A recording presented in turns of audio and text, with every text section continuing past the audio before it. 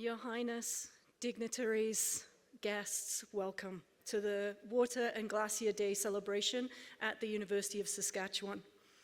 We're gathered here today on Treaty 6 territory of the Cree, the Saulteaux, Nakota, Lakota, Dakota peoples, and the homeland of the Métis.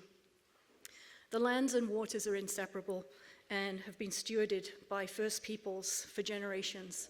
And today, of all days, as we discuss frozen and liquid forms of water and how they shape our environment, our communities, our livelihoods, we honor and respect the ancestors of this place that we call home. I'd like to start our event by inviting Anthony Johnston to open our event in a good way. Anthony is a special advisor to Mr. Wasis Nehiyawak, and he's the Indigenous Strategic Advisor for the Global Institute for Water Security here at the University of Saskatchewan, which I head up. Thank you.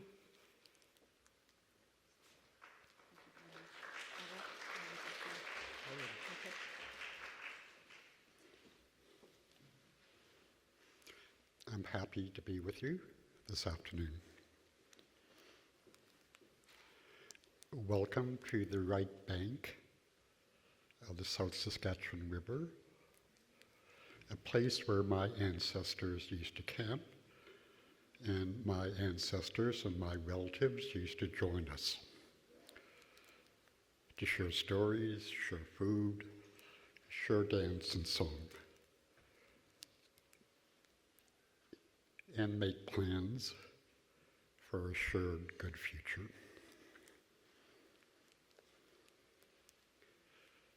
If I may share a bit of a story about my connections to why I'm here today.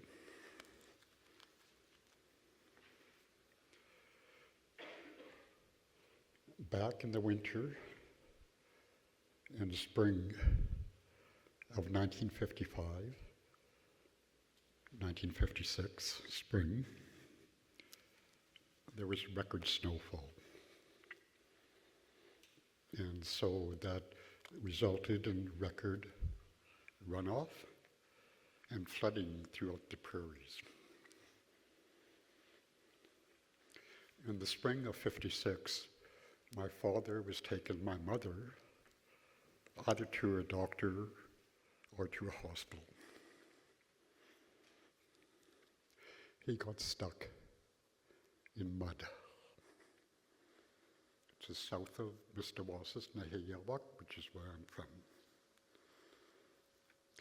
My dad was my mother's midwife, and he caught me before I hit the mud pile. So I was born from water into water and earth. 50 years later, in the winter of 2005, spring of 2006, that record snowfall, that record runoff was broken. So that spring and beginning in 2010 to 2015, Mr. Wasis, like many communities across the prairies, experienced high water, flooding, extreme weather events. And as an individual First Nation, we had difficulty coping with the high water, the flooding, extreme weather events. We were dealing with emergencies on a day-to-day basis. As an individual First Nation, we looked to the province and the federal government for support, but we lacked the capacity to acquire funding, support, expertise, and experience. So around 2013, 2014, we began to reflect on what made our ancestors strong. It didn't take us too long to realize what made our ancestors strong was alliances, partnership, and friendship.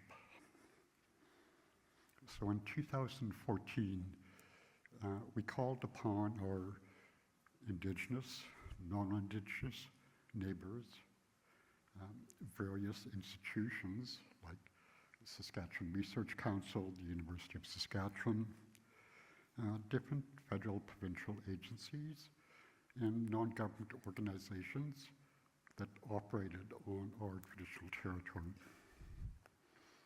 We invited them to Mr. Wass's for a high water concerns gathering in 2014, and that resulted in a 3-year project, partly funded by the federal government, but mostly by our 8 partners that joined us. In 2015, I was sharing this idea of partnership, alliance, and friendship, and how that may benefit all that are part of that. At a gathering in Prince Albert, and someone from the University of Saskatchewan, the School of Environment and Sustainability, tapped on my shoulder during the lunch hour and said, "Let's talk." And now, 11 years later, I'm still here with you. And I'm happy that you are here, not just with me, but with my nation and all who are in these territories of my ancestors and relatives from other tribes and my Métis relatives. We're happy to share with you.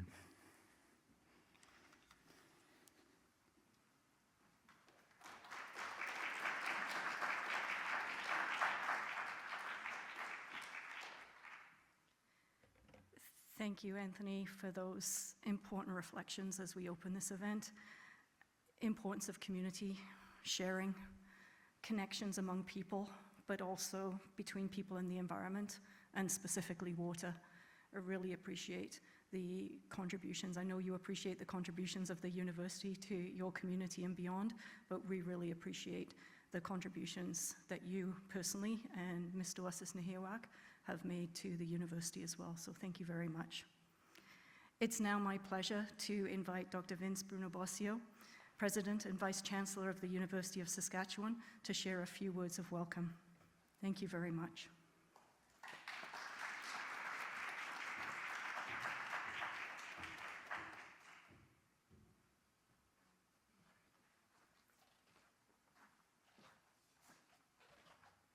Good afternoon, everyone. Nice to be here today. It's wonderful to see you all as we gather today to celebrate World Water Day and World Day for Glaciers at the University of Saskatchewan. I want to thank Corinne and Anthony Johnston for the land acknowledgement, for starting us off in a good way, for your kind words, Anthony, and for welcoming us. It's important that we begin this way because it reminds us that our community is connected to a place, to a history, and to the relationships we build with one another. And as the new president, it's important that I affirm that our university remains committed to the hard and necessary work of truth and reconciliation. And our work on water is part of that commitment. Water connects us to the land, to the communities who have cared for it for generations, and to our shared responsibilities moving forward. Our commitment to water as an institution is showcased by the many leaders from across USAS here today. Although I cannot name them by name, I'm pleased to welcome leaders from the Canadian Centre for Rural and Agricultural Health, School of Environment and Sustainability, College of Medicine, the Edwards School of Business, College of Graduate and Postdoctoral Studies, Sustainability, University Relations, Alumni and Strategic Engagement, and Strategic Communications. We also have partners here from the Saskatchewan Water Security Agency, Partnership for Growth, Next Wave, the Meewasin Valley Authority, the Government of Saskatchewan. Special welcome to MLA Sally Hauser. And I want to, of course, welcome our speakers and panelists from Mr. Wasis, the Royal Academy of Science International Trust, the Senate of Canada, the Federation of Sovereign and Indigenous Nations, the FSIN, USASC, and our agricultural community.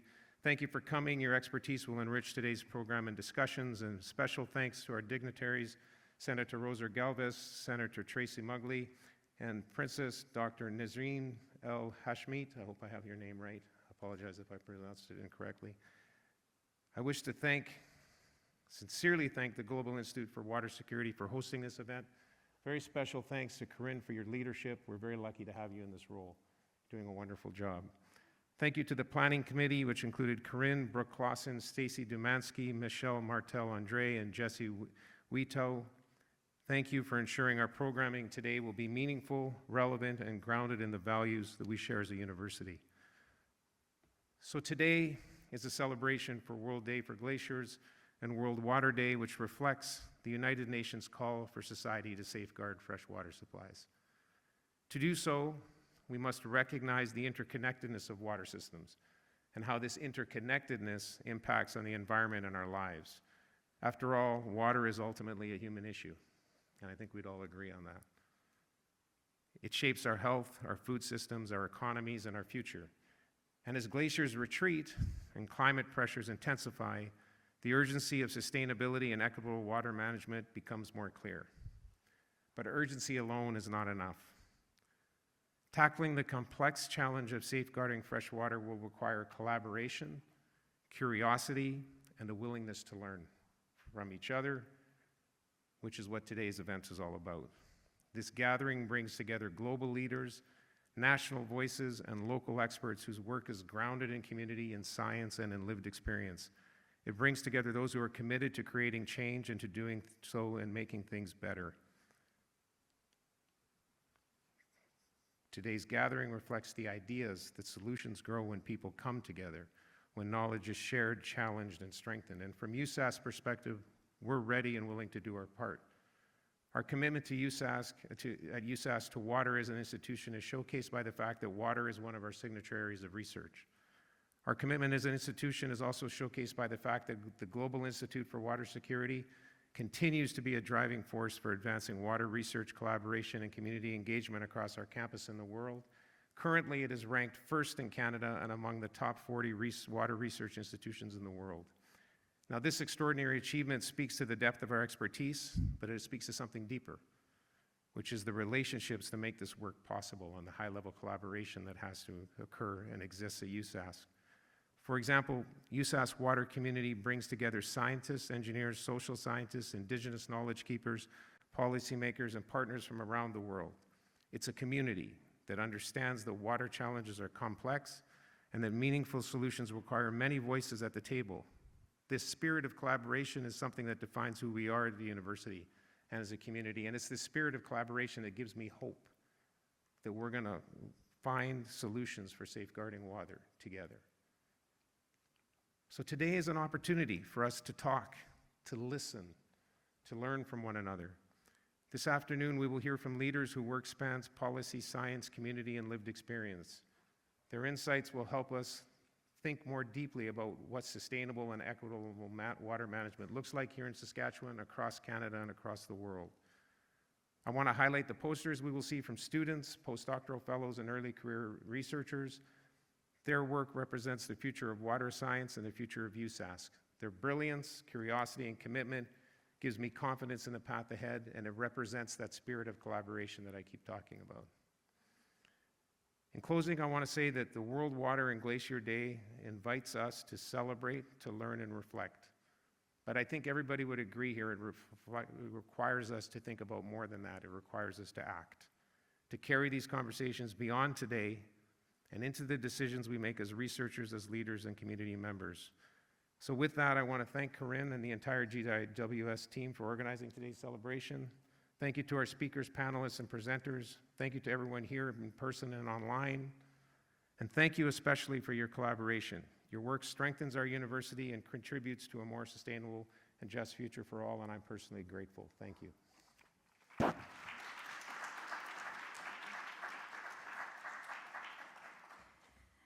Thank you, Vince, for reminding us again of that interconnectedness and collaboration and the long legacy of excellence in water education, research, scholarly, and artistic works across all schools and colleges here at the university. Thank you very much. The theme for World Water Day this year, and it changes every year, it reminds us of the profound connections between water and gender, and that achieving water security and sustainable management of our water resources requires advancing gender equity. When women and girls and all equity-deserving groups have equitable access to water, communities thrive. When they're included in leadership and governance, water systems become more resilient and more just. To deepen our understanding of these global realities, it's my great honor, privilege, and pleasure to introduce Her Royal Highness Dr. Nisreen El Hashmite. Princess Dr. Nisreen is the Executive Director of the Royal Academies of Science International Trust, and she's the founder of Chansu Global Intergovernmental Initiative, which is all about water and sustainability. She's an advocate for gender equality in science. She was responsible for the UN resolution that declared February 11th as the International Day of Women and Girls in Science. I think she's the only non-UN representative who's managed to get a UN day recognized within the system. Her Royal Highness was unable to join us in person, but she joins us virtually to provide opening remarks on the importance of gender in equitable and sustainable water management. Please give a warm welcome to Princess Dr. Nisreen El Hashmite.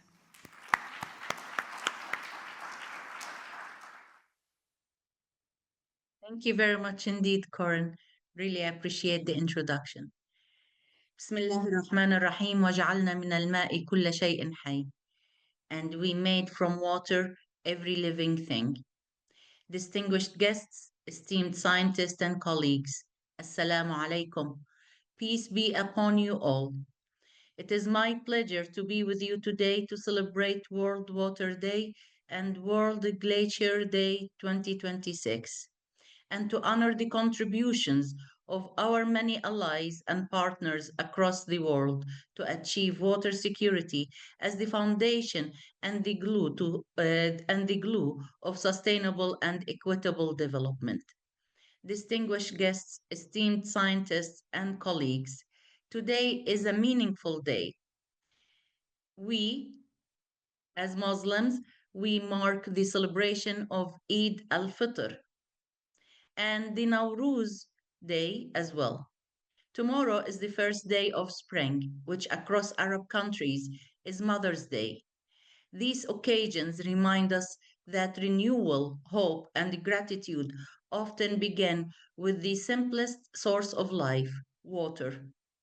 Ladies and gentlemen, allow me to start by saying that in a world marked by conflict, climate change, and growing water scarcity, where some powerful countries perpetuate extremism, bomb schools in the holy month of Ramadan, ignite wars to preserve influence, spend more than $1 billion a day on a military operations, and weaponize hunger and thirst against civilian populations, inequality continues to deepen. In such a global landscape, strong countervailing forces are urgently needed to safeguard stability, peace, environmental integrity, equality, and the children, the future of our humanity, and socio-economic prosperity. At this time, the importance of water security, equity, and equality as foundations for a peaceful and prosperous world cannot be overstated. The Royal Academy of Science International Trust, hereinafter is RASIT, is proud to play its part as a convener. And we welcome to work with our partner, with the Global Institute for Water Security Cooperation under the umbrella of the Jansu Global Intergovernmental Initiative, to further water security as the foundation and the glue for healthy and prosperous societies that brings everyone forward. Ladies and gentlemen, the slogan of this year's World Water Day is "Where water flows, equality grows." Today, as we highlight the role of women in achieving SDG 6, Razat reaffirms a truth that is both equality and water, simple and profound. As Razat's founder, the late His Royal Highness Prince Mohammed bin King Faisal I of Iraq al-Hashemite often said, "Science, like water, is equality." Water reaches every human being and every living creature on this earth without distinction. It carries no color, no boundary, and no bias. Science, in its ideal form, should embody the same principles: equal, inclusive, and accessible to all. Yet, as we celebrate World Waters Day with its theme, Where Water Flows, Equality Grows, we must also reflect on the gaps that persist in the international community global commitments. The Doha Political Declaration, despite reaffirming the world's dedication to social development, notably omits explicit mention of water, sanitation, or SDG 6. This absence is more than symbolic. Access to safe water and sanitation is the foundation upon which health, dignity, equality, and economic participation are built. Without water, social development is incomplete. Similarly, the civil commitment adopted at the Fourth International Conference on Financing for Water for Development doesn't explicitly reference water or SDG 6. This omission carries real consequences. Water security and wash services are not supplementary. They are essential to achieving the ambitions of the 2030 Agenda.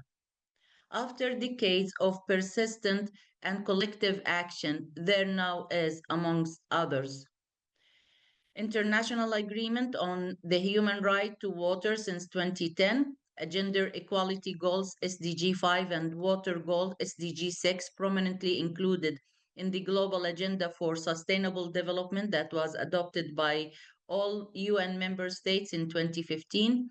And prior to that, since 1992, we have the Rio Dublin Principles for Integrated Water Resources Management that propagate a holistic and systemic approach to water governance, and that include the central role of women as one of four key principles to manage water sustainably.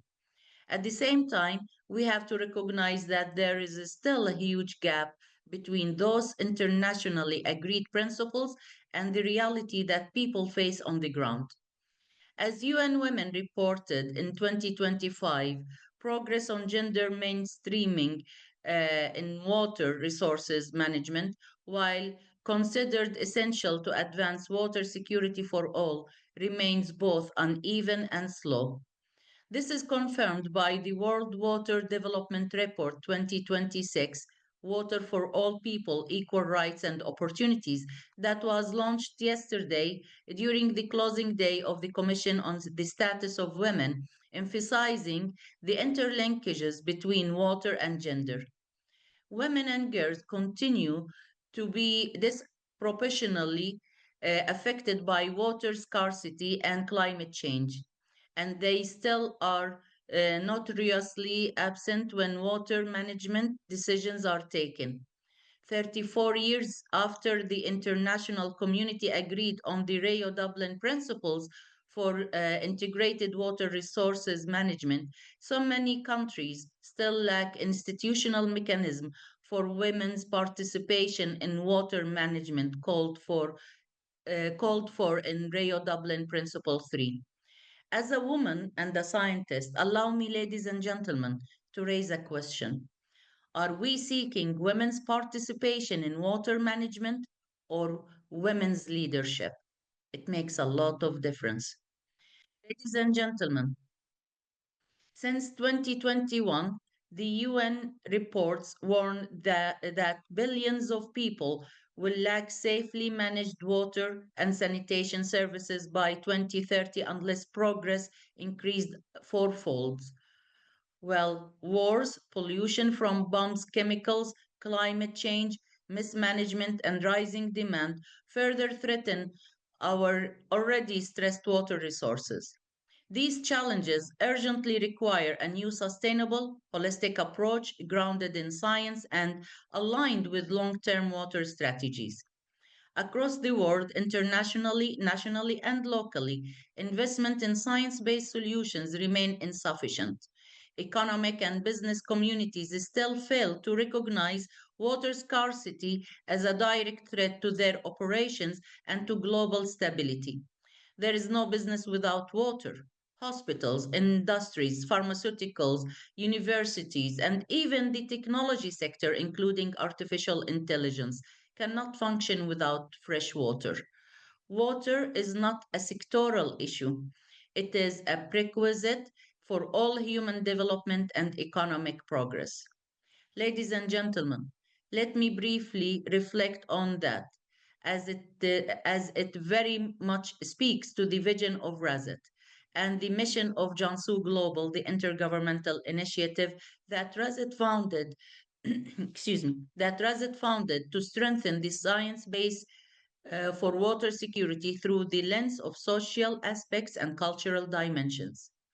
Since the late His Royal Highness Prince Mohammed Al-Hashemite founded Razet back in 1968, and following his strategic vision and guidance, we have consistently championed the inclusion of both water security and gender equality as a prerequisite for a healthy and prosperous society.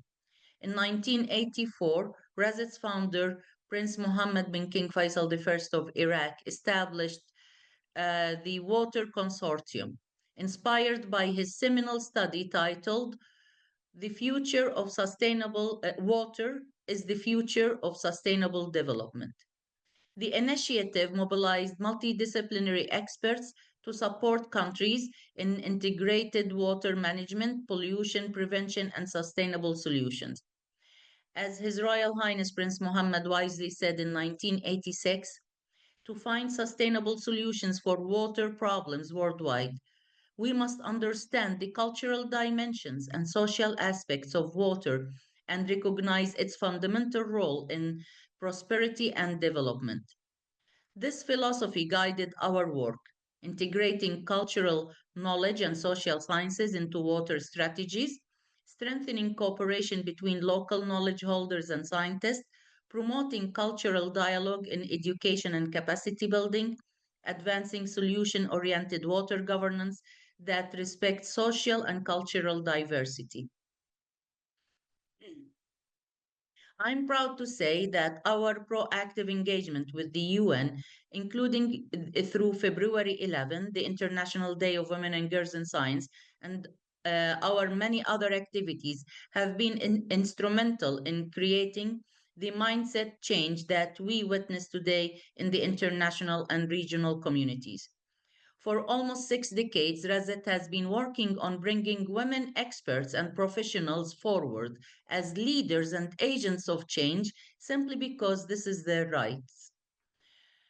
In 2018, Razet pledged to support the UN Decade for Water and Sustainable Development through science, equity, and inclusion. And so began my journey with my dearest friend, Dr. Alice Bowman Dentener, through Jansu Global and Jansu Site. My mother, Her Royal Highness Sharifa Fatima Al Hashemite, wrote to us, reminding us once more with water, and I quote, with water, the journey of a humanity started. Water is every human's right. If we understand that water is the source of life, like women, then we will value water equality, peace, and prosperity for all. Well, this became the foundation of Jansu, and Jansu means life is water. Jansu is an Anatolian name. Jan means life, Su means water.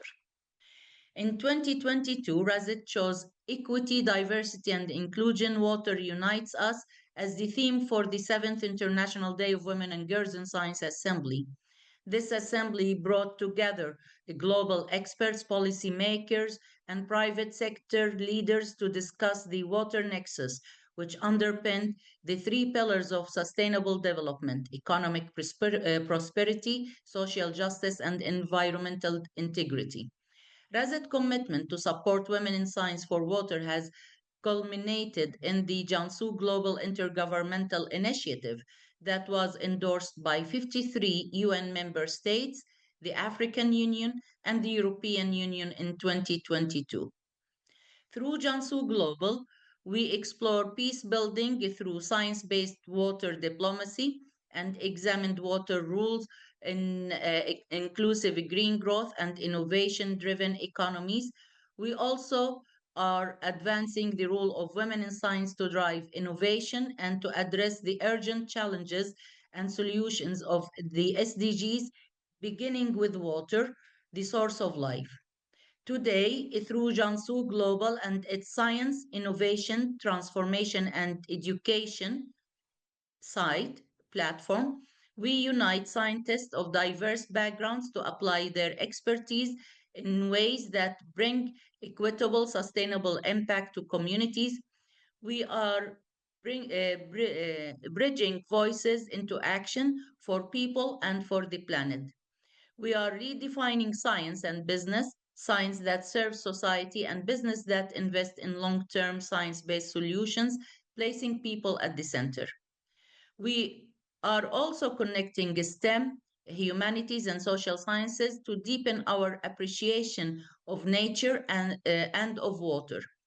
As Her Royal Highness Sharifa Fatima al-Hashimite beautifully wrote, with water, the journey of a humanity started. Allow me, ladies and gentlemen, to acknowledge the unwavering support of a visionary, truly visionary woman in science, Dr. Corinne Shuster Wallen. Her support in this journey is remarkable.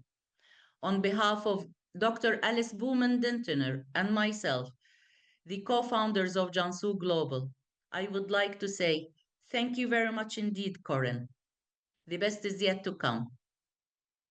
Ladies and gentlemen, in Jansu Global, we believe that international agreements on water for sustainable development are sufficiently in place. The challenge is to move from principles to practice, to tailor those overarching frameworks to local realities, and to design, and implement viable solutions that are fitting for the diverse social, cultural, economic, and environmental conditions that exist in different communities and societies. There is mounting evidence that top-down interventions based on generic findings do not necessarily create adequate solutions at community level. The viability of a solution needs to be looked at in context. Excuse me. And bespoke approaches are needed to realize equitable transfer of benefits to all community members. How to be situation specific and at the same time bring viable solutions to scale. How to ensure that solution for one problem doesn't create a new problem in another domain. This needs science and systems thinking. And this is what we stand for in Razet and in Jansu Global. Razet has long championed science, technology, and innovation for water sustainability. Through the International Day of Women and Girls in Science Assembly, we have recognized the vital role and contributions of women scientists to water security and integrated diverse knowledge system into holistic systemic approaches. These discussions have enriched our work and informed the development of Jansu Global.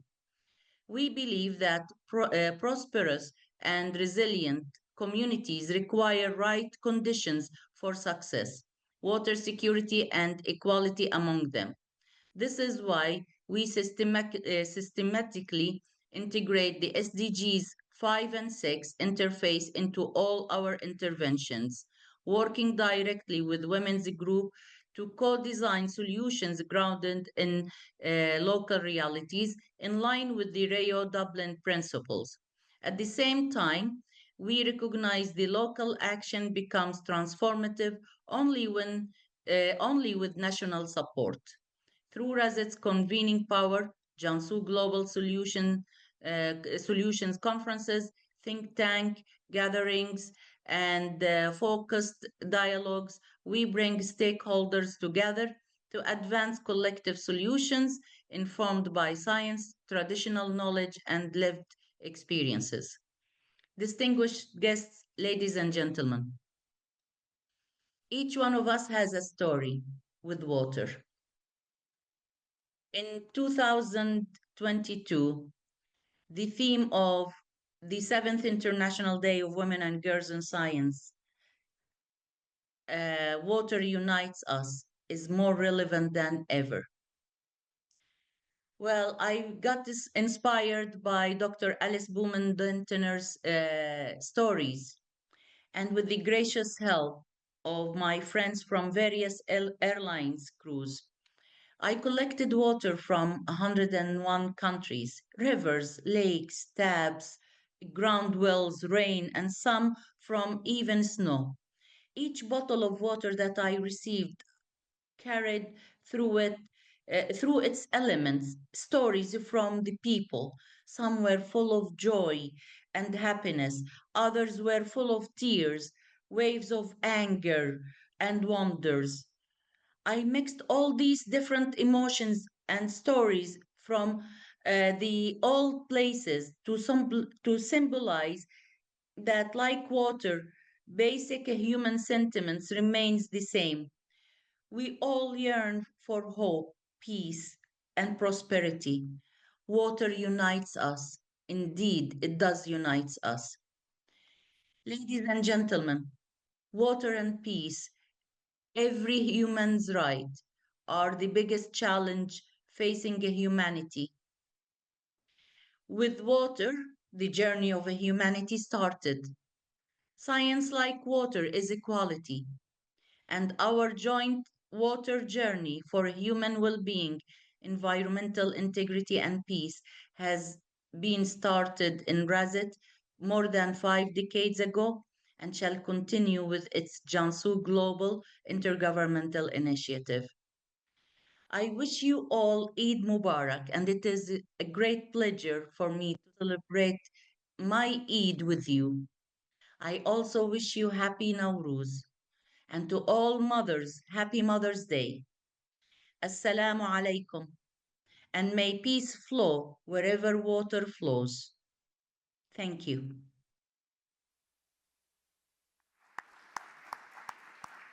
Thank you. Thank you, Princess Dr. Nazreen, for sharing your insight into the pathways towards a more just and sustainable water future. I personally appreciate your commitment and passion, not only for water, but for women and girls in science. You're a tireless advocate, and look forward to continuing to work with you. Thank you ever so much for joining us, particularly at this time of Eid. It's with great and sincere appreciation that I now welcome Senator Rosa Galvez as our keynote speaker. Senator Galvez is one of Canada's leading experts in pollution control and environmental protection. Born in Peru, appointed to the Senate in 2016, she spent over 25 years as professor and department head at Université Laval, specializing in water and soil decontamination, environmental impact assessment, and sustainable development. In the Senate, she has become a national voice for climate action, authoring influential policy papers and introducing the Climate-Aligned Finance Act to help guide Canada's transition to a net zero economy. Her work, recognized with awards such as the Clean 50 Award, reflects her lifelong passion for safeguarding communities and building a healthier and more sustainable future. Please join me in welcoming Senator Rosa Galvez.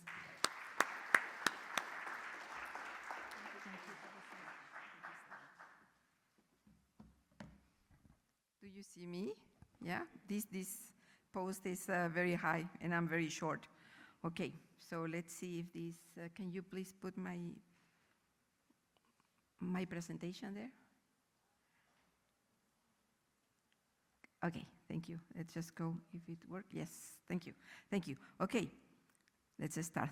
Distinguished guests, dear colleagues, students, community of Saskatoon, thank you so much for this honor that of this invitation coming here to talk to you. Listen, it is water. We came from water, we are water, and we will turn in water. That's the truth, the reality of our existence in this planet. But water is not only the issue. There is a lot of, the word interconnection has been already mentioned it too many times. So our planet is under stress, and we have several planetary limits that are being transgressed. We talk about ocean acidification. We have heard about global warming. We have heard about pollutants that float in the Pacific. And we have also the biodiversity loss. So there are some very good scientists that have called these, the 9 mechanisms that makes possible human life in planet Earth. And unfortunately, out of these 9 mechanisms, 7 already have exceeded the tipping point. And hopefully they are reversible. We still don't know exactly, but we are reaching points in which we are putting at risk our own survival. At the same time that we know about these 9 mechanisms, there is other group of scientists that are developing issues, knowledge with respect to our socioeconomic system. So we talk a lot about social justice. We talk a lot about social contracts. And we need to connect the physical world of the planet and its 9 mechanisms that make life possible in Earth and the way our society works.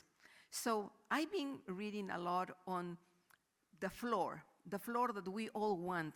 We want all access to justice, access to democracy, access to education, access to clean water, clean air, clean soil. And, but there are a roof, and the roof is determined by the 9 mechanisms that makes human life and all our ecosystem livable in this planet. So we have plenty of room in this, what they call it, donut, which is between the floor of all these rights and freedoms and access to all this justice, education, democracy, etc., but also the limits that are imposed by our planet. So when we talk about an economy model that says infinite growth, it is illogical to think that our planet, which is finite resource, can sustain a limitless growth. So we talk about water today. So it's very interesting to see that despite that the majority of the big elements in the planet is water, we have to say that only very little % of this water is available to us to direct consumption. And that most of this little tiny part of this water that is available to us is mostly in the solid form, is mostly in the poles, it's mostly in the Cordilleras here, very close in British Columbia, but also in the Alps in Europe and also in South America in the Andes. And that we have very little of this water available to us if we don't want to go into very expensive technologies to transform salty water, ocean water, into drinkable water. So what is causing these problems of the disappearance, for example, of these glaciers that are the storage of water for us? One of the first causes is the greenhouse gas emissions that cause planet warming. And I know we are calling it climate change, but sometimes scientists are victims of their success. I remember when we started studying global warming, we call it global warming. But then some lobbying came and convinced us that the better word was climate change. And then we start calling it climate change, climate change. But climate change, to many, everybody says, climate is always changing, so what's the problem? And we should return to call it planet warming, because what it's definitely happened is that the temperature is increasing. And with temperature increasing, we have higher humidity, higher evaporation, change in rain patterns, and we have these extreme weather events that are happening, extreme droughts, extreme hurricanes, extreme flooding, and with each of these extreme weather events come extreme destruction of basic infrastructure and of danger and risk to our safety and our security. So science is there to measure these changes. We are seeing it. We are seeing it in satellites, and local measurements are telling us that glaciers are retrieving. In Europe, while I live in Italy, I was witness of the morning of one of the glaciers in the Alps. And for people that have lived beside a glacier and have used the glacier for water source, for hiking, for sports, for electricity production, and when the glacier disappears, all of these ecological services that were provided by this glacier disappear with it. And it causes a big instability in the society and in the economy. In Canada too, we see that the permafrost in the Arctic is disappearing, and with it, it creates so many problems in the north with respect to basic infrastructure, the airports, the roads, the ice roads, etc., etc. But one thing is the physical disappearance and all the impacts that I am telling you about, but the other part is the habitat they provide for a specific ecosystem with a specific biodiversity. And this biodiversity too is being affected by the disappearance of these giant nature forms. And I will argue that they are alive. And I will argue that they need to be protected as and equally as I think, if I ask you who thinks that the Amazon forest should be protected, I'm sure that everybody will raise their hand and say, of course. So the same situation applies to the glaciers. We should support the protection and the preservation of these glaciers because, as I said, there is only little amount of fresh water available, and these glaciers are the storage. Now, I can tell you a little anecdote. I come from the Andes, I come from Peru, and the Incas in the ancient time knew the importance of the glaciers because they knew when it came the springtime, they will have different crops, they will have more water, and a lot of their activities for survival will be easier because of this partial melting or annual or cyclic melting of the glaciers. And today, we also count with them for hydroelectricity production, the same thing as in the Alps. They count with the glacier for producing hydroelectricity. So if these disappear, then a lot of problems are created. We talk about the glaciers, but let me talk to you also about the rest of the water, the other part of the water that is fresh, that is there. So because of planet warming, and because of industrialized activities, we have a lot of inputs into the freshwater bodies that we have, the rivers, the lakes. This is a very small river close to my home in Quebec City. And in the ancient times, before industrialization, it was a forest. And then after, it was used for tourism. And the people from Quebec City used to go there to swim, to fish, to drink water from there. But then, with the time, it became, urbanized. Then the agriculture installed.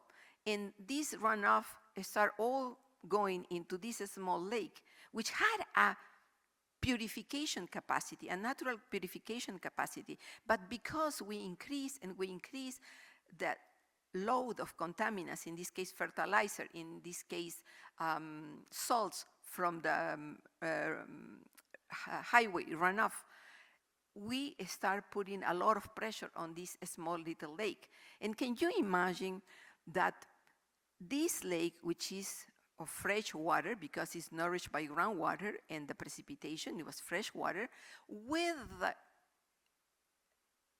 utilization of agricultural fertilizers, with the highways that were built around all this watershed, this lake became a salty lake. And when you take carrots at the bottom of this lake and you date it with lead 2010, and you study each layer of this sediment, and you look into the fingerprints the fingerprints of algae population, you will see very clearly how the ecosystem of a fresh lake very slowly but surely change into a seawater or salty water ecosystem. And at the end, when I was trying to remediate this situation, we had already lots of invasive species, very difficult to restore. But the restoration technique exists. We have already for decades developed a lot of nature-based solutions, eco-engineering solutions in order to protect a body of water and if needed to remediate it.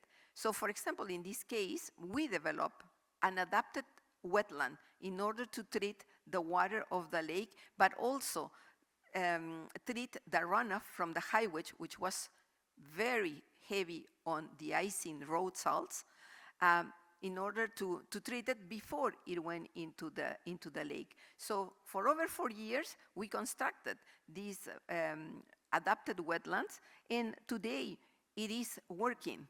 And it's very interesting to see that some of these university-developed solutions, if we are connected with the community, if we are connected with the authorities, and if we are connected with the policymakers, we can have these solutions to be applied.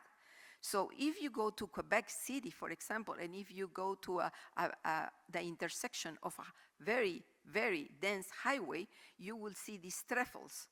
And now around these trefoils, we have examples of these wetlands that has been constructed in order to attenuate the impact of the de-icing salt that we use in the roads over the winter in order to protect rivers and lakes and other freshwater surface water. So the solutions are there, but we really need to implement. And people will ask me, well, how did you get this to be done? And a lot came from the calls from the community. The community needed to use the groundwater for their houses. When you pump groundwater that is starting to present cyanobacteria, that is started to present too caustic because of the presence of salt, and is causing eczema in the children, the community goes to the government and says, this is not acceptable. Look for solutions. So then there was a solution that we developed for them, and then they say, okay, well, no choice, because the community is suffering. So I had, for example, a family of 5 people, adults and children, all of them with an extreme eczema. And when you look into the causes, it was because the system to treat their groundwater was not capable of taking out all the caustic, the alkalinity that is caused by the salts. So no system was able to do this. We needed to treat it at the source. Let me give you another example of the problems that we face with superficial water. So this is the Chaudière River, which is one of the big affluent of the St. Lawrence at the level of Quebec City. So I'm sure you heard in the news that some years ago, there was a derailment of a train that was containing 72 wagons filled with Dakota oil. And everybody in that community is in the south shore of the St. Lawrence, near the border with the United States. They all knew that this was an accident to happen. Why? Because first, the train was passing through the downtown area. Second, because the number of wagons that were carrying this dangerous substance was increasing. In the old times, there used to be 20 wagons. It passed to 30, it passed to 40. And the day that this derailment happened, it had 72. So now, at that time, the regulations said that it was actually deregulated, and it said that every company that was transporting hazardous substances needed to have an emergency plan. It needed to have a contingency plan, but this company didn't have one, and there was nobody that was inspecting this. So what had to happen, happened.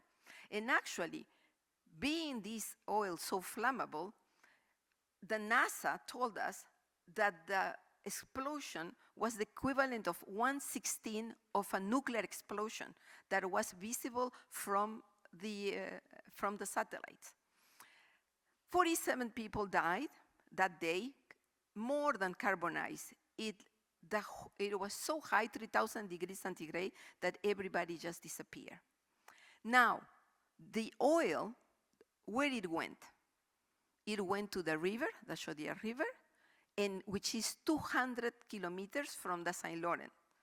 And the oil got to the Saint Laurent, and from the Saint Laurent went to the estuary. Once it reaches a path, you cannot stop it. Part of the oil went underground, contaminated the soil. Some oil is still there in the soil, and from there it went to groundwater. The groundwater sometimes flow in the direction of a river, but sometimes it flows also against the direction of a river, of the main flow. So, because of the extension, the magnitude, the importance of this historical accident, the government, the federal government and the provincial government allow us and finance us, me and almost 20 researchers from Quebec, to study this in order to give recommendations to the government to prevent this type of accidents happening. So one thing that I can tell you is that this train that has 72 wagons and had only 2 locomotives were driven by one chauffeur, which is an engineer, who hadn't slept for the last 48 hours. When he gave his testimony, they asked him, did you apply the brakes, the hydraulic brakes, because he was in a slope and he was near a turn point. And so, he was found in his hotel, the police took him and detained him and accused him of manslaughter, and he went into a court. And I tell this story to my engineering students because you're always looking for somebody easy to blame for something so terrible that happened. In this case, it was him. So during the process, they asked him, did you apply the hydraulic brakes? And he said, yes. How many did you apply? I think he said he applied 9 or 12 brakes. Whatever it was written in the manual that he was having the day of the accident. Well, when the Board of Transport of Canada made the big inquiry and interviewed people and did a lot of analysis and expertises, they came and they say that in order to stop this train with using hydraulic brakes, they needed something like 20 plus, which were non-existent in that specific situation because the government had allowed for these big trains to circulate with hazardous substances guided by one chauffeur. So whose fault is this? Definitely it's not the engineering driver of this accident. So we said some tools exist to restore, to prevent. Nature-based solutions are there. In this case, in the case of the Lac Mégantic, we scrapped some of the bed river. We took the part that was the most contaminated, we put it in biopiles, and we biodegraded the oil. And we monitor the fish, how it was cleaning with the time. And we were happy to see that nature has always a capacity to renew itself.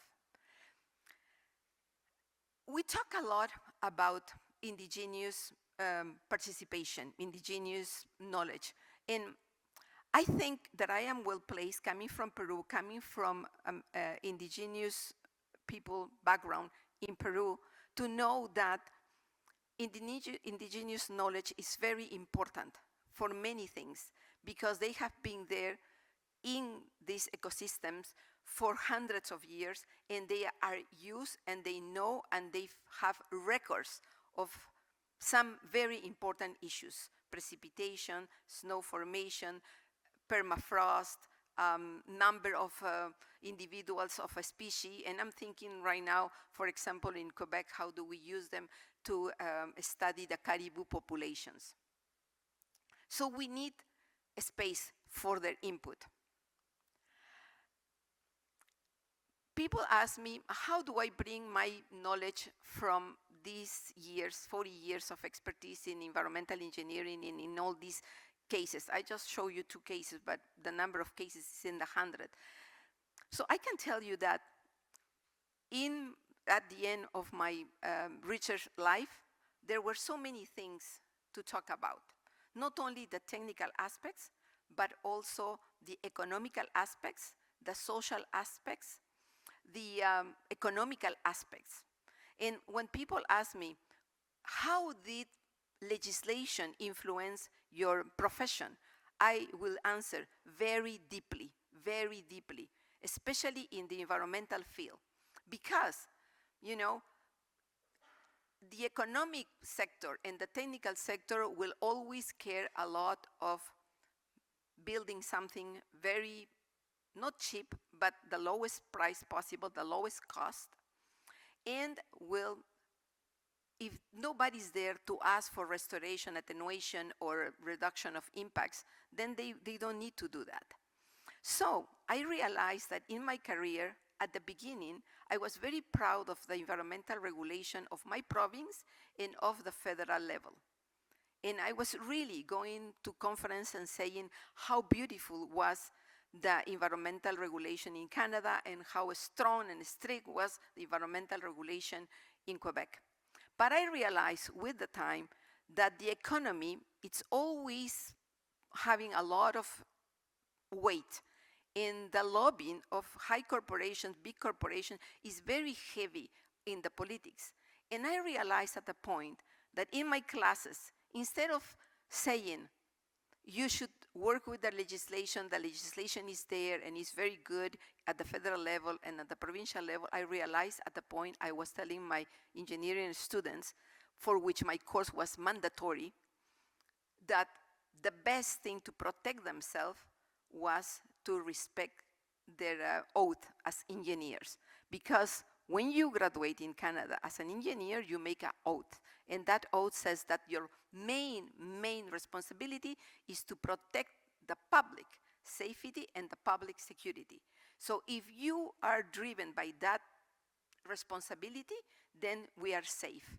If not, we are not safe, because regulations will allow for these accidents to happen and many others, and we will be causing prejudice to the society where we are. Actually, we are living in that society. So people ask me, why is important this Lac Megantic? Why is important this St. Augustine Lake? And I said, it's because I live in that community. My children live in that community. My grandchildren live in that community. So whatever happened to the St. Lawrence, whatever happened to the St. Augustine Lake, whatever happened to the Chaudière River, it's affecting me directly. So sometimes we as scientists, we work in the abstract, and we need to bring it down to our community. So there are, of course, policies that at the UN level, as the princess told us, there are initiatives at very, very high level, which we need to look at them and try to apply it because they are important. It impacts gender equality, it impacts the prosperity, it impacts what type of industry comes. Industries use a lot of water, and they are many times in competition with other stakeholders and right holders of a community.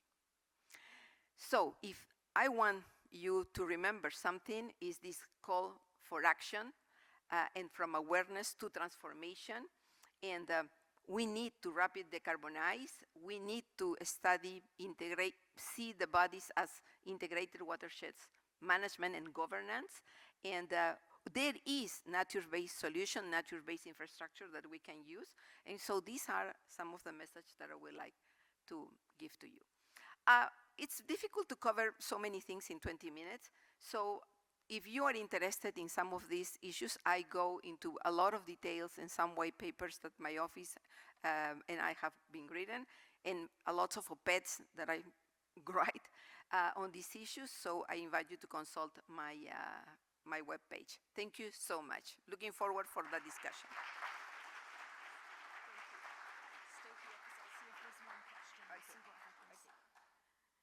Thank you.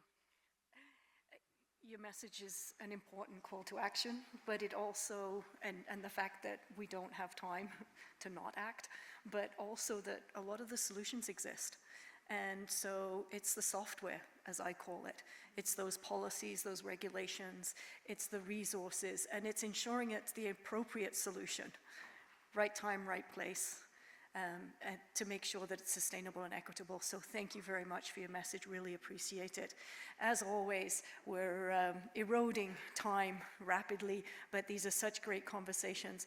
If there is a question from the audience, either online or in the room, then happy to take one. Otherwise, we're going to move on with our panel.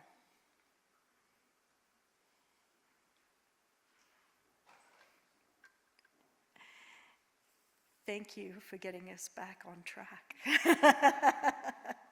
And I'm not giving you any more chances to ask, but we will be around afterwards as well. So if there are any, then you're welcome to ask. I would like to invite the panelists to join us on stage, please. And we're going into the next and final portion of our formal program in terms of a discussion around, please come on up, and a discussion on sustainable and equitable water management in Saskatchewan.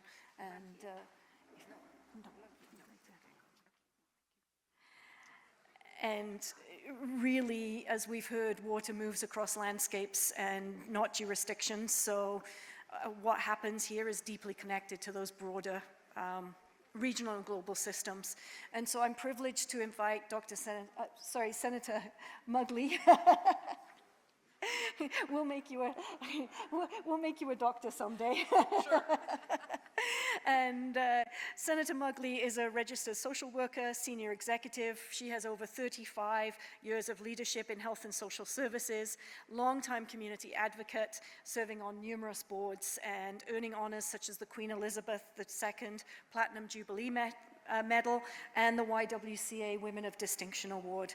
And she's been a huge champion for water, most recently with her support for a national strategy for flood and drought forecasting, which Bill C-241, we really have our fingers crossed that it will come into force at some point. So appointed to the Senate of Canada in 2024, so a new senator, brings deep expertise in community well-being, equitable service delivery, and perspectives that will guide today's conversation. And I'll leave her to introduce our panel. Thank you very much. Thank you. Thank you, everyone, and I'll be brief, and then we'll get into the real experts up here. But thank you for having me and trusting me to have a microphone in my hands for an hour or so. And thank you to my colleague, Senator Rosa GIWS. I can tell you that there is no stronger voice than hers in the Senate of Canada when it comes to protection of this beautiful land, and that includes our Treaty 6 territory and traditional homelands of the Métis people, where we're so fortunate to gather today. And this land has sustained my family for 5 generations, starting with my farming grandfather in the 1930s, so Miigwech and Marcy. I'm a senator from Saskatchewan, born and raised near Munster, Saskatchewan, which is near Humboldt, as a farm kid. I'm no stranger to what it means to pray for rain, and in the years of drought, to pray for the Great White Combine. Does anyone know what the Great White Combine is? It's hail. That's when you pray for the insurance to come through when you haven't had the rain. So I'm no stranger to the challenges and the psychological ones in being in farming. So it's no accident that I'm on the Senate Steering Committee for Agriculture and Forestry. We will soon publish our forest fire study, which will also reveal themes that we're discussing today. And we currently have a food security study underway. And guess what? Extreme weather, floods, droughts all impact our capacity to grow food. So we're undertaking very important dialogue today of significant consequence to where we gather, recognizing glaciers as upstream water towers that sustain prairie rivers. And what we heard, what we know, is that glaciers function as that natural upstream water tower that are able to store our winter snowfall and release meltwater. And this steady flow stabilizes river systems, especially in the prairie regions here, where drought risk can be high and has been. Each May and June, I can tell you, here in Saskatoon, we wait with great anticipation for what our river will look like. And it's through regulating timing and the volume of fresh water supply. Glaciers naturally help to sustain ecosystems, agriculture, and communities far downstream. And as we have seen, that as glaciers shrink, our prairie river systems are becoming more vulnerable to water shortages and perpetuating drought risks.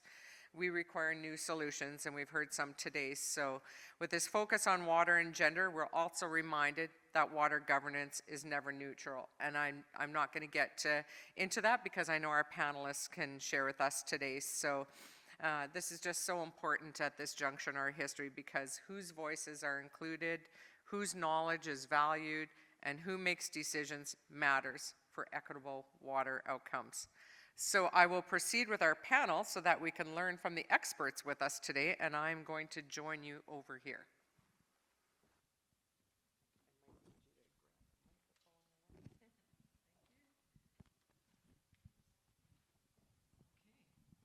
Testing.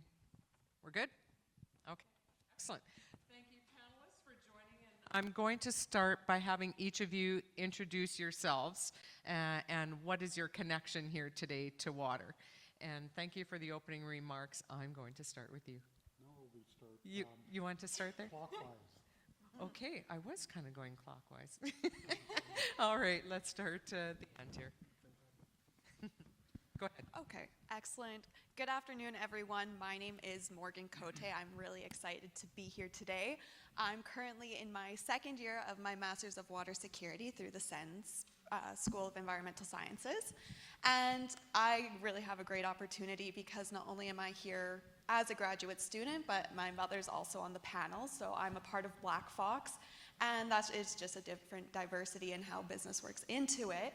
I'm currently on education leave as an irrigation agrologist for the Ministry of Agriculture from the government of Saskatchewan.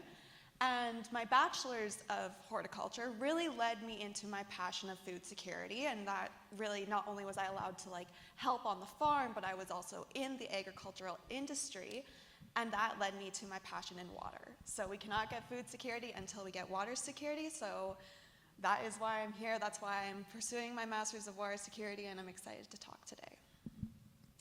Thank you. All right, my name is Pat Lloyd-Smith. I'm a faculty member in the Agriculture and Resource Economics Department here on campus. I do a lot of research on sort of the economics of environmental resources with a focus on water, so just kind of understanding people's behavior around water, their preferences, as well as values associated with that. Thank you so much. Over to you, Barb. My name is Barb Stefanition-Cote. I am indeed the mother of Morgan, and I wasn't going to tell you that, but she already let the cat out of the bag. Anyway, I am an ag grad from 40 years ago, so got my degree in agriculture here at the U of S, come from a farming background, went to a farming background. We've been farmers, we've been world travelers. We have also established Black Fox Farm and Distillery just outside of the city. So I am probably one of more of the water users and where water impacts. Thank you. Anthony. Anthony Blair Drever Johnston, as you heard. I recognize a few of you. It's been a few years. As you've heard, I am of the Mr. Wass's Neheyawak, Again, I'm from the place, I'm from the person, Mr. Wasses. In very simple English, Mr. Wasses means big child. Of course, like with many Indigenous languages, there's deeper meaning to that. Neheyawak, in very simple English, means the people. Of course, again, like in many Indigenous languages, there's much deeper meaning to that. I did not grow up with the customs, the protocols, the ceremony, the language of my people, so I'm still learning. For some, Neheyawak, at that deeper level, means whole people, complete people. So for me, in my approach to my work, for Mr. Wasses, on behalf of Mr. Wasses, on behalf of Neheyawak, on behalf of Indigenous people, we are aspiring to be complete. We're not complete yet. But through, again, partnership, alliance, and friendship, we become more complete. Thank you so much. All right, let's get on with some questions for our panelists. And just to start it out, I'll ask this question of all of you. So, as you know, Saskatchewan is already experiencing the effects of a changing climate through the melting of glaciers, through changing precipitation patterns. And my question is, what impacts are we already seeing to Saskatchewan's water systems, and how is your sector or communities adapting? Would anyone like to start us off? You, yes. I'm gonna let Patrick go Are you first. fighting it out over there? Yeah, Patrick will Okay. start, and then I'll probably build on it. Absolutely, go ahead. Sounds good. Yeah, thanks for the question, Tracy. Yeah, I mean, I think if I was just to focus on the agricultural sector, I'd maybe make 3 points about how kind of climate change is impacting agriculture. The first one being that, I mean, this is a continuation of, in some sense, like the history of Saskatchewan agriculture. It's just responding to extreme events and kind of changing climates, whether that's drought or floods. And partly of that is that the producers out on the landscape have already implemented a lot of really kind of climate resilient actions and production practices, whether that's no-till, whether that's crop rotations, just even having a diverse selection of crops that they can grow. So, I mean, I think in some ways Saskatchewan has a lot to teach the world about how to respond to climate change in the future. The second point being some of the direct impacts of climate change on Saskatchewan's agriculture in terms of some of the agronomic impacts, impacts to yield, obviously potential for longer growing season, which can be perhaps a good thing, but then you have higher temperatures, and then of course water stress as well. So, you know, there's a potential for some nuance there, some positives, some negatives, and in the background we're going to have this kind of continuing crop development or variety development, and it is quite incredible what has come out in terms of varieties out there on the landscape, and just in terms of what producers can get out of the ground with as little water as possible. So, you know, you're going to have that tension between sort of perhaps ongoing negative impacts on yields and then this sort of continued progression of variety development. So, you know, you're going to have some negatives and positives there. And then just the third point I would just say on that is outside of the direct impacts to kind of yields in the province, obviously a lot of, or the vast majority of Saskatchewan's agricultural products are exported into export markets. So we're going to have, you know, climate change, global issue, global impacts, droughts, floods, all that sort of stuff we read about in the news happening around the world and in other food growing regions. So that's going to impact sort of the price that Saskatchewan producers get. So that's sort of another component of how climate change is going to impact Saskatchewan's agriculture, both at kind of like the Q, or the yields in the province, but as well as that price, right? And a 20% reduction in price is equivalent to the 20% reduction of yields in terms of revenue. So, you know, I think there's a couple of thoughts to start us off.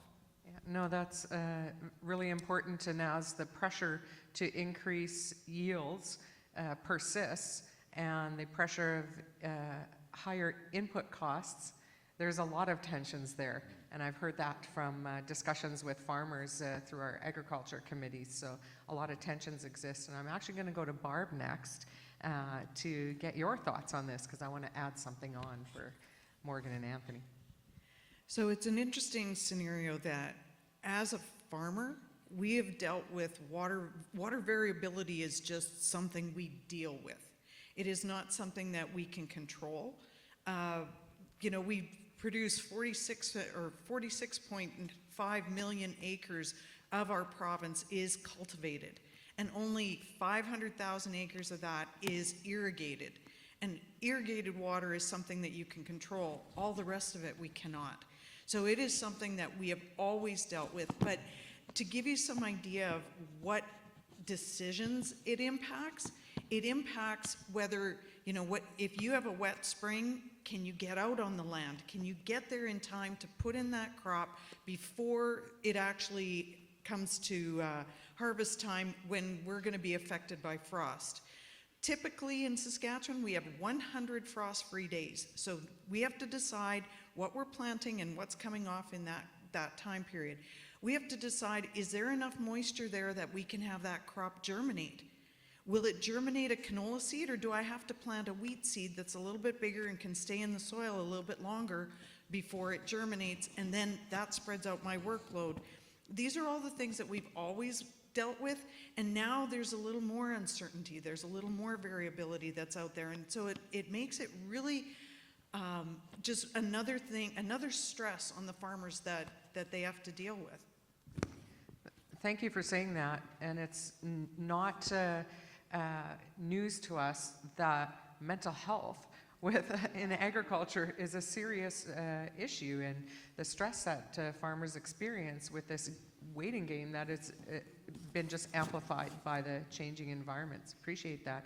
And for Morgan and Anthony, I just want to add on, get some feedback from you. What you think, how you think Saskatchewan should be engaging with Alberta, given the importance of mountain headwaters to the province. So feel free to add on your thoughts about that as well.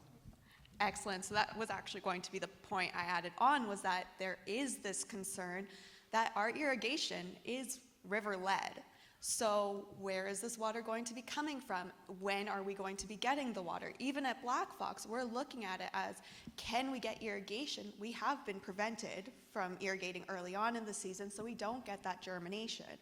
And so it's really looking at how the water's moving through Alberta, how they're capturing it, when they're capturing it, and how do we do it for us as farmers, but also what does downstream look like? Are we providing enough downstream? When do we balance agriculture versus sustainability and environment? So there's absolutely that complexity, and Anthony did say it right. It is all about working together and collaboration. We can't look at Alberta and say, oh my goodness, they're just going to ruin it for us. Right now we have to look at collaborating in policy. We have to maybe be adapting that. It has worked out great for us in the past, the 50-50-50, passing it on, but what does it look like now? And not only is there snow issues in the mountains, but it's also even what we're getting here. How is the soil being covered in the winter and stuff like that? Perennial crops, are we losing them? Are we losing that soil structure? Where's the water running to? So water from Alberta is very important, especially because we don't know what's going to be happening to our ground, even with our peonies. Like, we are ornamentals in that sense, but it's also our fruit crops and everything like that. How are we going to diversify if we don't have that longevity of perennial crops? Yeah, no, really important discussions. I'm so grateful we have such incredible research here at the University of Saskatchewan that can help find some of those answers, but how long can you find solutions for these very challenging issues? Anthony, what are your thoughts on how we communicate or work with Alberta? I think I might have a story. As I mentioned earlier, from 2010 to 2015, we experienced high water, flooding, extreme weather events, and we lacked the capacity, again, the experience, the expertise to deal with it. But through collaboration, through working with others, we found resources and that expertise to begin to take steps to deal with how high water, flooding, extreme weather events were impacting Mr. Wass's. During that period, 2010 to 2015, we had a neighboring rural municipality that blew up beaver dams, beaver houses. And that flooded our community. So through our Honor the Water project in collaboration with others, we were able to upgrade our infrastructure to deal with that additional water flow. And we were able to control it. But we had other neighbors. So the blowing up of beaver lodges happened to the west of Mr. Wass's. We have a water system, Mr. Wass's Creek, that originates to the west of Mr. Wass's, comes through our reserve, our community, and flows to the north of us to a different neighbor, a different RM. So we were able to deal with the high water and flooding from the blowing up of those beaver houses, but we knew that if we didn't control the flow to the north, it would impact our neighbors.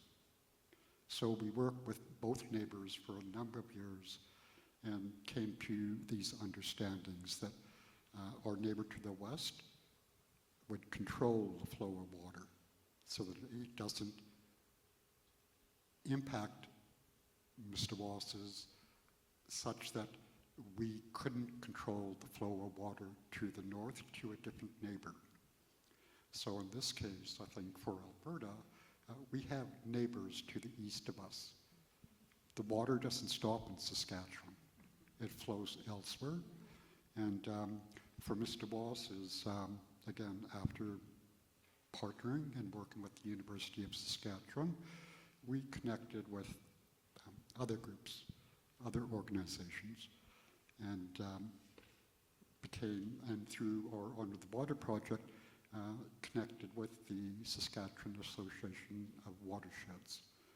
And through that organization and through the regional North Saskatchewan River Basin Council, of course, there's more than one watershed across the prairies in North America. So we began to connect with watersheds in Manitoba, but it will take time, I think, for all three provinces to find ways to work together. Again, there's different authorities and different ways of looking at who's responsible. And sometimes I think there's need to set aside all the dictionaries and just accept that we all have responsibility for water because we all need water.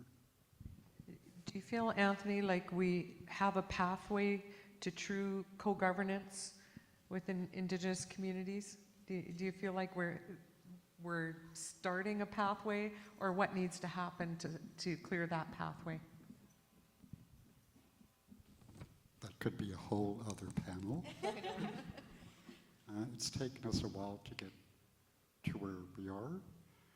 What I was going to share earlier is that I did share a couple stories, and I'm repeating stories about my life, my experience, to the topic at hand today. But on this landscape, my ancestors have hundreds of years of memory.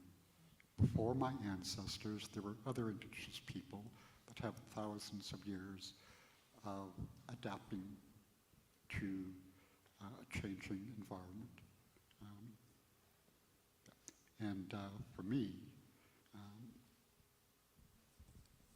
with my ancestors, we've lost a lot of that memory, a lot of that experience.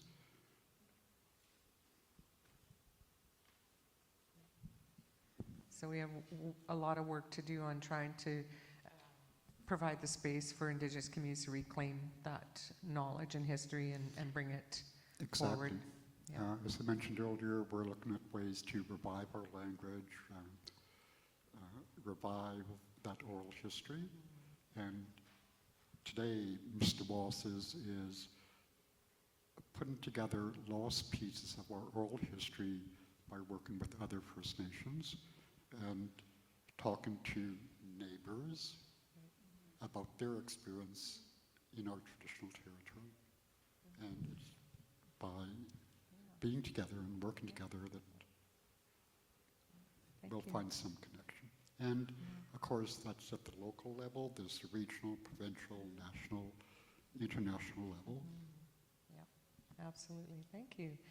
So Patrick, on that note, what sort of practical changes could governments make to better align Indigenous priorities, agricultural needs, healthy watersheds?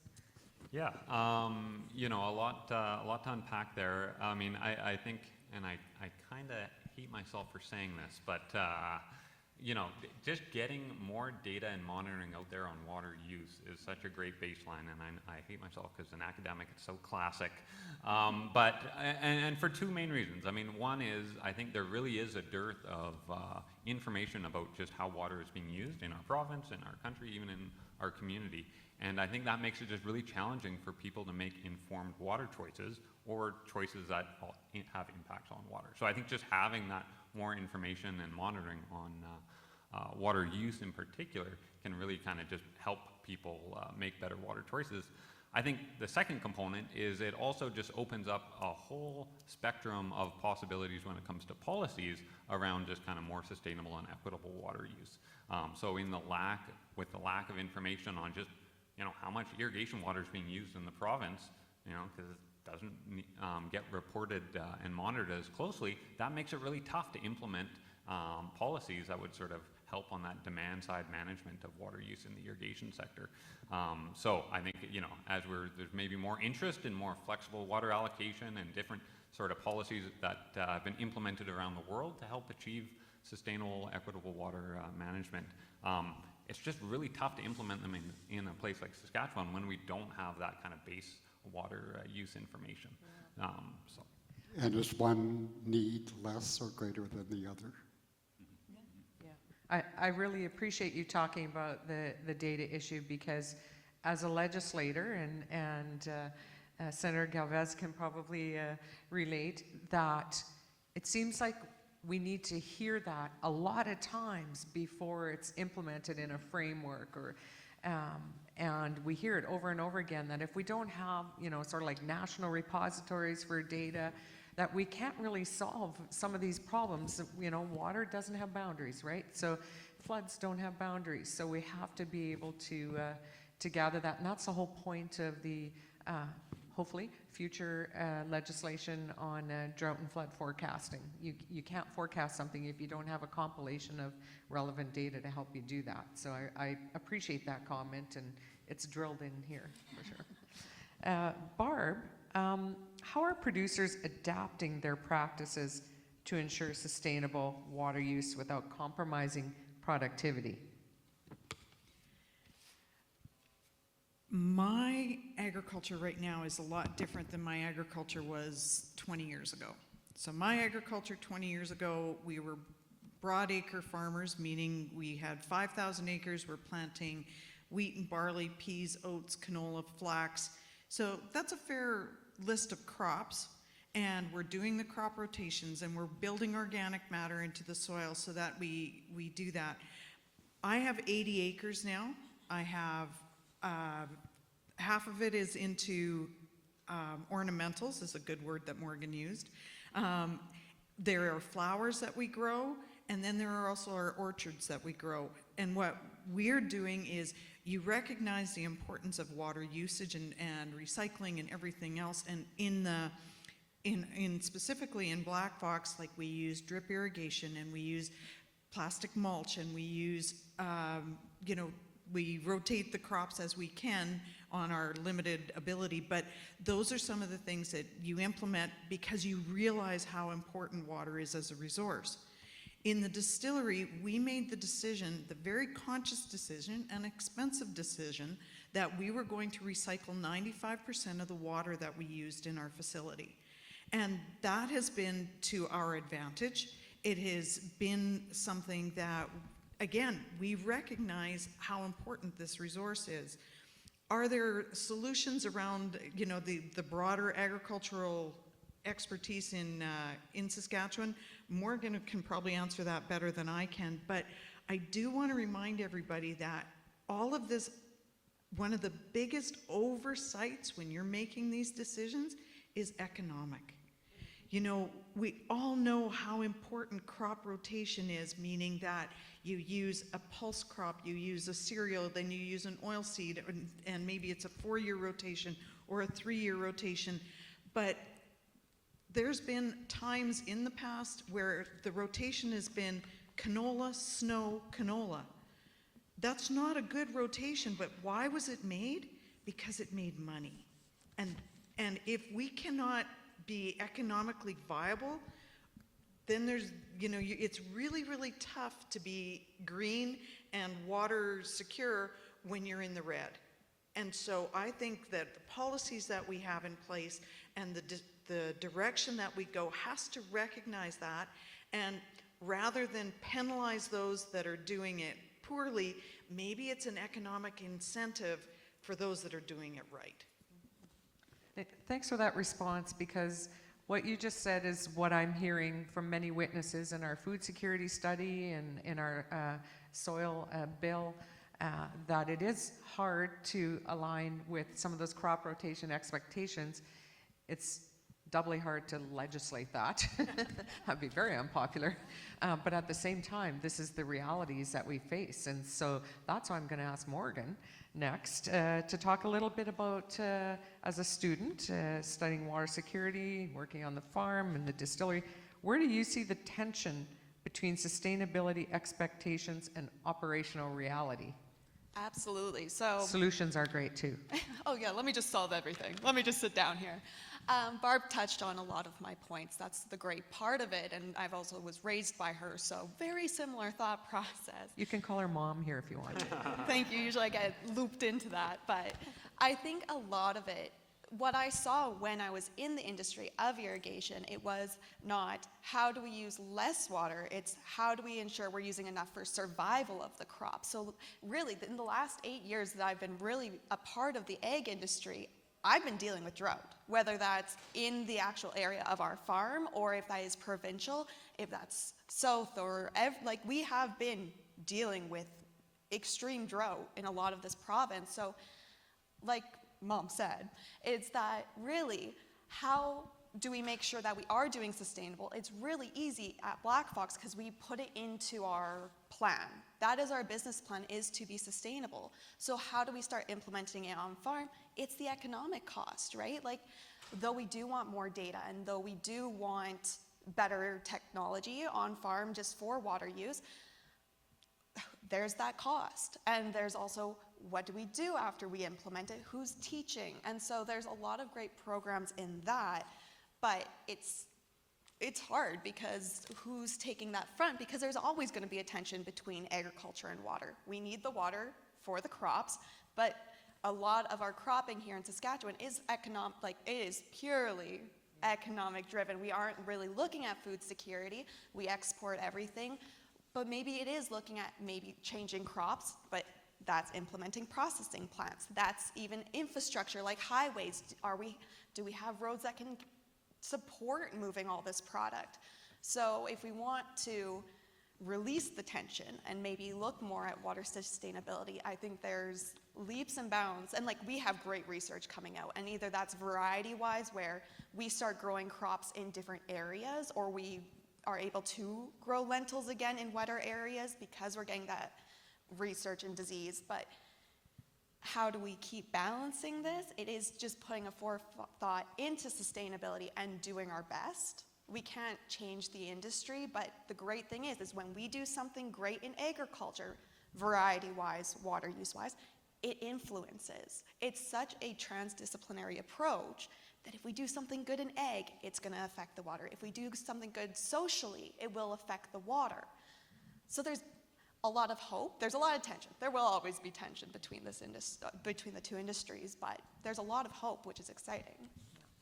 Well, I'm certainly relying on a lot of people in this room to help find those solutions.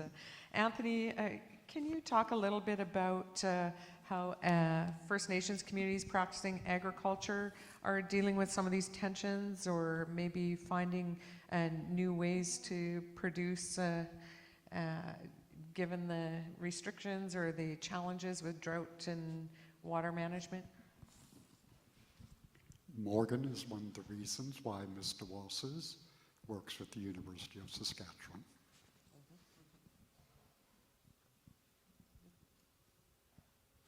I would just like to add to that, you know, we talk a lot about crops, but you have to realize that it's the haylands, it's the pastures, it's everything else that affects our livestock industry.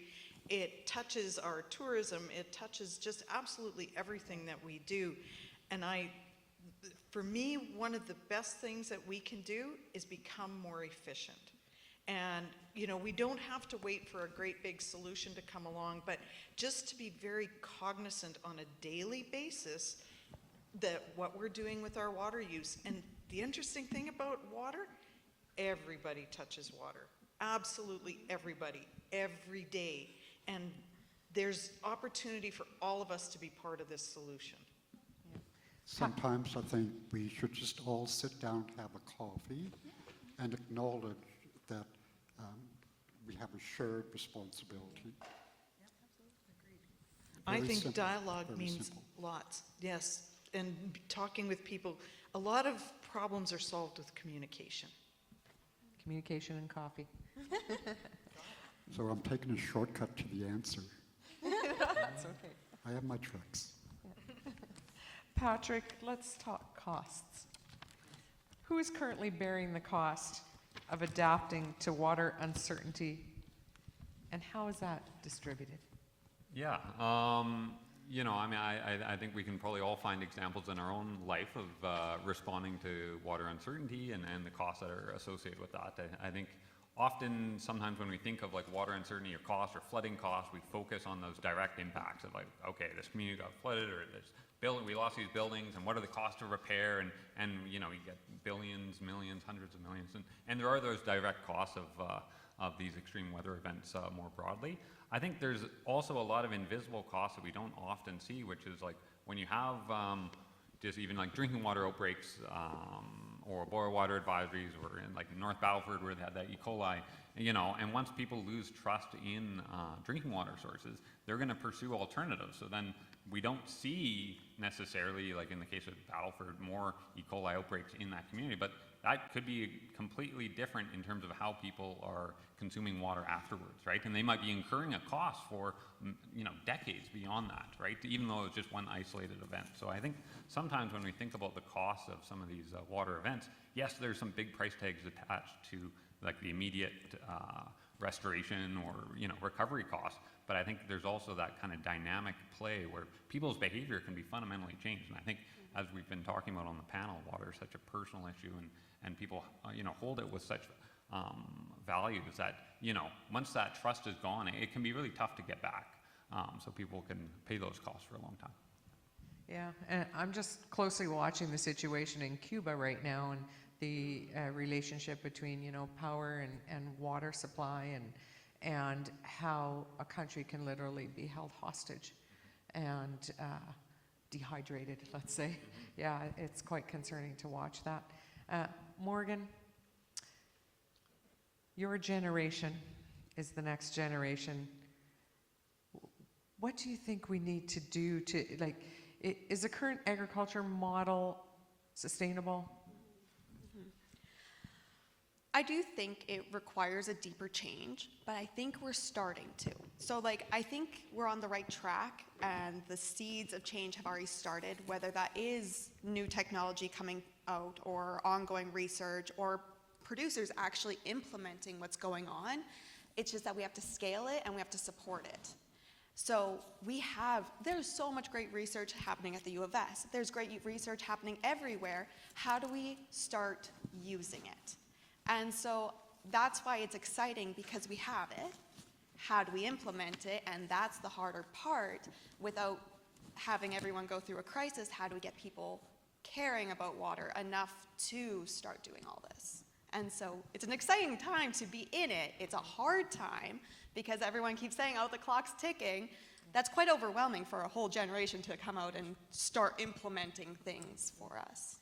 Well, and we heard Senator GIWS talk about the solutions to deal with the lake. That was the salinity issue that you talked about. And yes, there may be technical approaches, but that doesn't mean we can just keep putting the salt on the highways and letting it go into the freshwater bodies, because sometimes those technical solutions are extremely expensive.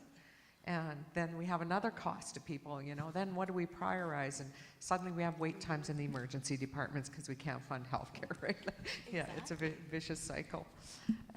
Barb, tell me a little bit about how visible were women in agriculture and water leadership when you began?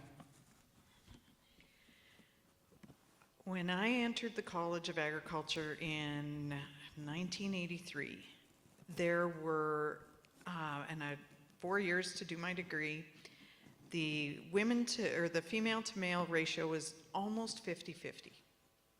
So that's pretty darn good. So that's 40 years ago. Now, the interesting thing is exactly what Senator GIWS said, is participation does not necessarily mean leadership. So if you look at our industry, our ag industry leaders right now, it is not 50-50. And I think that is where we're falling down. On the water leadership side, we didn't talk about water. Oh, that's not true. We talked about rain, and we talked about snow, and we talked about all of these things. We talk about it all the time. Have a conversation with a farmer, and it'll likely start off with, did you get rain? Did you know, how much moisture do you have? All the rest of that kind of stuff. So it's on our minds all the time. But water leadership, I can't tell you how proud I am of Morgan being involved in this, and that water security is something you can study. It was not something that we studied. It wasn't even part of the curriculum. So we're making strides, but we're not there yet. And I'm happy to say that our Agriculture and Forestry Committee is far dominated with women on our committee, probably 75-80%. So we're able to make sure we're bringing that leadership perspective to that committee work as well. And Morgan, onto your generation, do you see opportunities, more opportunities for women in agriculture and water leadership today? Absolutely. I think there is a lot of opportunities for us nationally and locally, so provincially and federally. But a lot of my classmates or those who are in the program with me, they're international. So when I look at my opportunity to be a woman leader or a woman in water or agriculture, I know that they might go home because they come here with an issue to fix. Everyone's passionate. If you come and talk to the Masters of Water Security, everyone comes here to make a difference, whether that's local, provincial, or like at any point. But I know that some of my classmates will be returning home and they won't have the authority. Even though they have the education and experience, what does it mean for them? And though I have a passion for Saskatchewan and I really want to make a difference in water here, I have to think internationally, because if we start showing women leadership in Saskatchewan, other people will notice. How many boards do we look at and say, how are they incorporating Indigenous communities? How do we do that too? So we just have to keep doing that with women and Indigenous communities. Like, we see so much benefits. How are we getting there? I don't know. We are in a transition period. I do say there's actually a lot of aging out of the male professionals.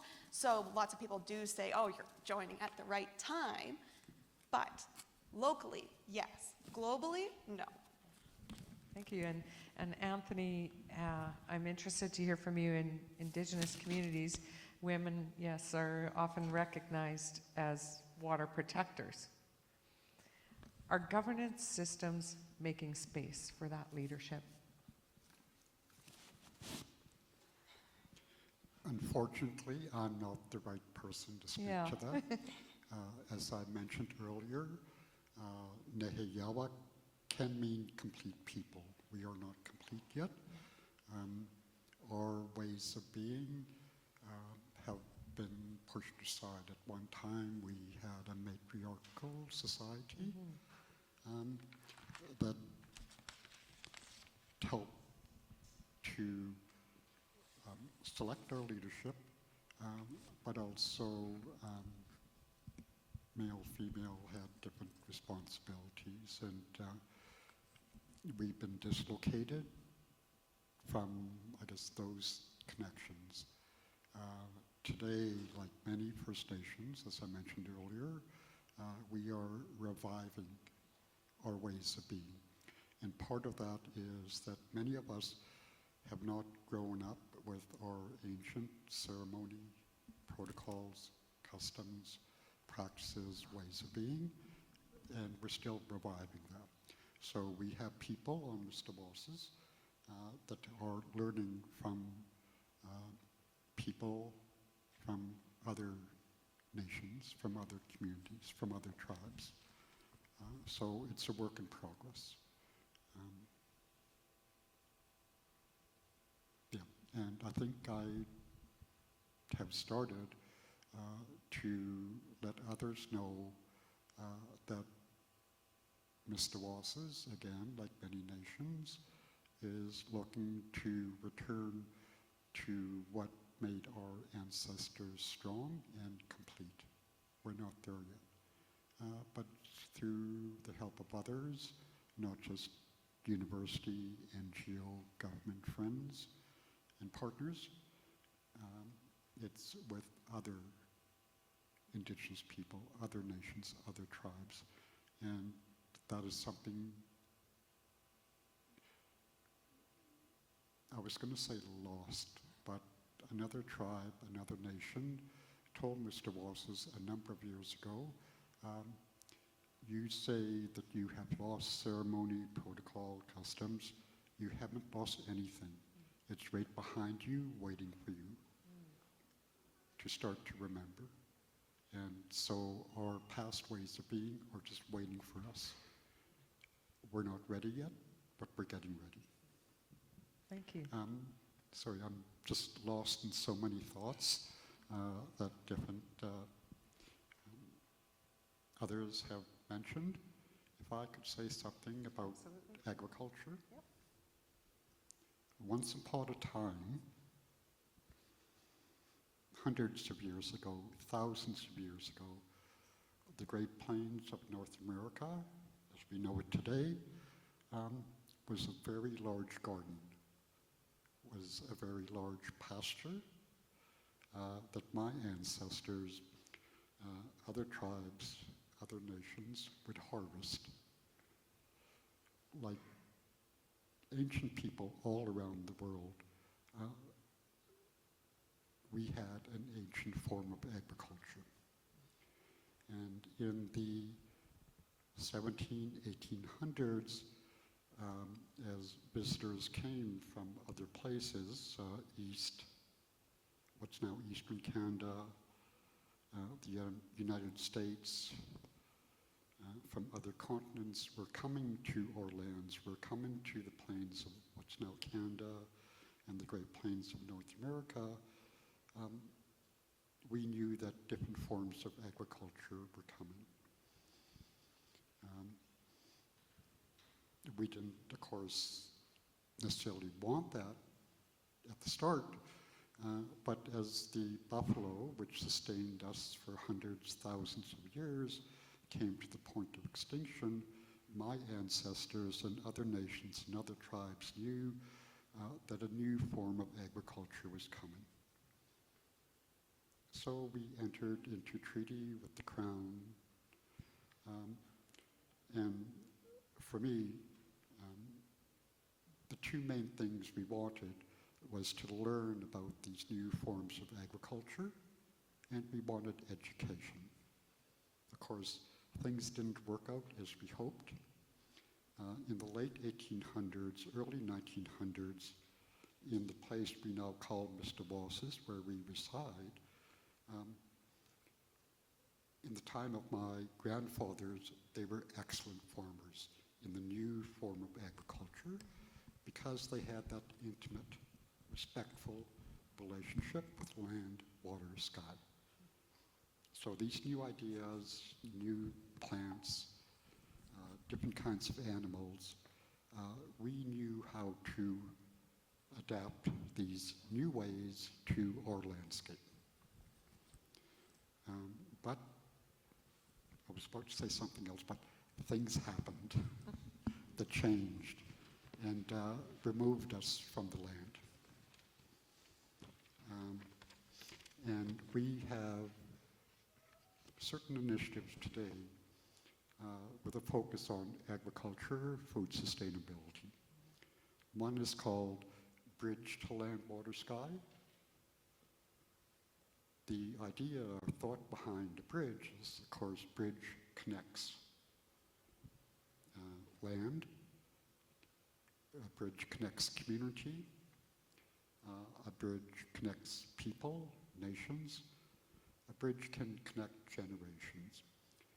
The second idea behind the first name, Bridge to Land, Water, Sky, is to revive that ancient relationship, respectful relationship with land, water, sky.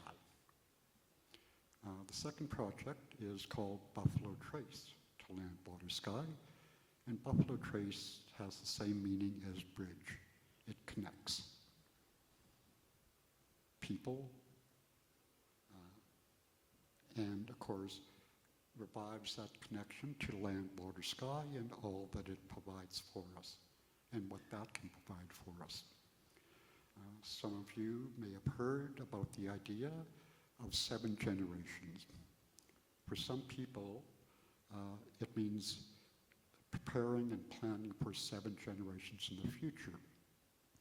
But there's a second idea that I prefer.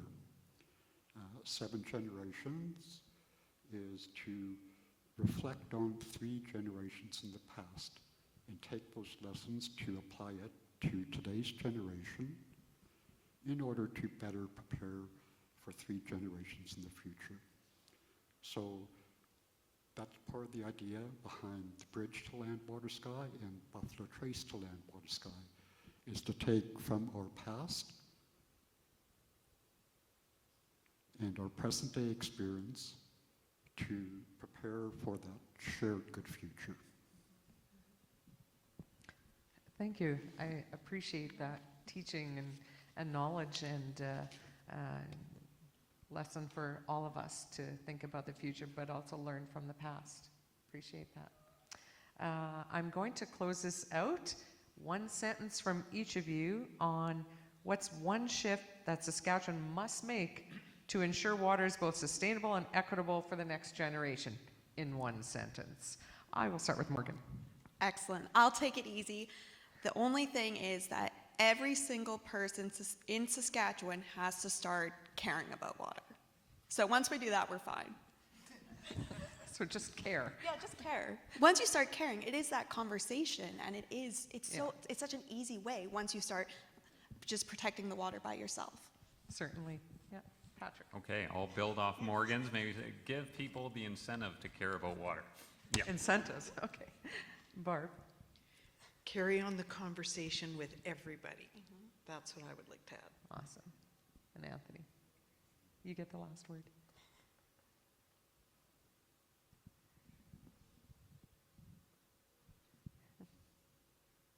I think what you just said was the best reflection of all. Would you like to add anything?